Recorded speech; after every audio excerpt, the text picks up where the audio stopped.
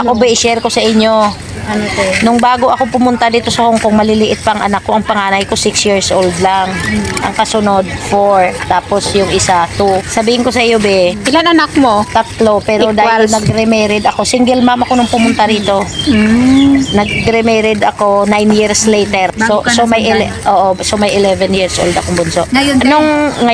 Nung una ko dito, ang ginol ko talaga, syempre yung mga bata maliliit pa. Hindi pa malaki ang gastusin. Wala pang nag-aaral kinder. At that time, dahil 6 years old si panganay. Ang ginawa ko, be, una kong goal, bahay. Nag-ipon talaga ako ng nag-ipon na para makastart ng bahay. Pero yung bahay na yon, hindi yung tinirhan ng mga anak ko. Kasi ang mga anak ko, iniwan ko sa biyenan ko. So, Ate, tanggal mo muna yan para hindi maluto. nagsusuporta ako sa biyenan ko, sa mga anak ko, pero hindi full. Kasi ang asawa ko naman may work. At dapat lang kami magati, kaya dalawa kami nagpasarap eh.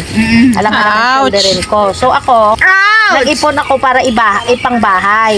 But actually, dahil hindi naman sila titira doon, at hindi din naman ako tumitira pag umuwi ako dahil ang bakasyon ko noon ay pakunti-kunti lang, 1 linggo, ganun lang. Ang ginawa ko, pinaupahan ko yung tinayo ko na yon. Inunti-unti ko.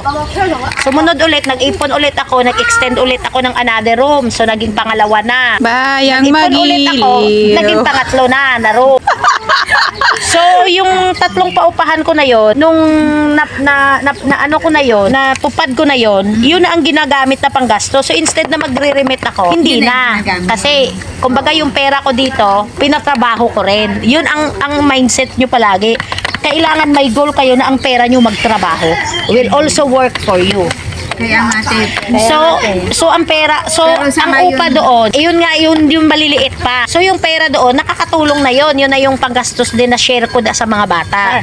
Yun yung goal din ni Chinkitan. Oo, ngayon, after na noon, syempre nagsilaki na yung mga bata. Mamaya na. Stable na yung 3 kong yung apartment. Stable na. So focus naman ako ngayon sa saving, sa ipon. Naghahanap ako ng another investment na papasukin. Na minsan, pag may nagpapasanla tira, ang bahay, syempre hindi ko naman titiran. Kukunin ko siya sanla, paupahan ko na naman. Then ang pera mo. Kaya yung bahay mo, te, doon. Oo, so ang bahay mo 2 years later yung sanla, ibalik sa'yo. So nag-income na yun ng ilang kadaan libo na. Then ipon na naman. Sa ipon. Manila, yan? Sa Manila. Hanggang sa... Magkaganyan din kami, Ngayon, nung lumaki na yung mga anak ko, nagkolehiyo na sila dahil dikit-dikit yung edad, hindi ka na makakilos.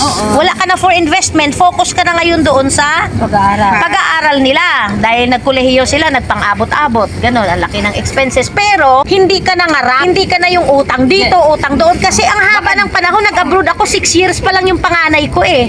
Nag-focus muna ako sa investment para yung kasi pera ko wala ka dito, pang mga wala pang pag-aaral. Dapat ganun pala talaga. No? Dapat talaga ganun. Maniwala kayo sa akin. Hindi ka mag-aabot na malaki na yung mga bata. Hindi. Tapos Dapat yun, sinamantala talaga, ko talaga yon. So ngayon, Kasi mahirap na. dahil ang haba naman ng panahon na nakaipon ako, din may 3 apartment na panggastos nila. So yung inipon ko na yon, so kolehiyo sila hanggang nagpang-abot.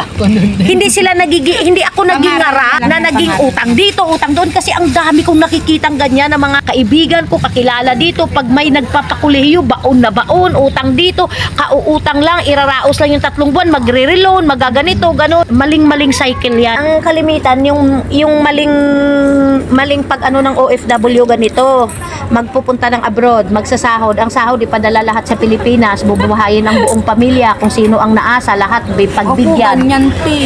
Maling-mali yan. At maniwala kayo sa akin, panoorin nyo yung mga istorya ng May mga trabaho naman totoong yun. buhay ng mga nag-OFW ng more than 30 years.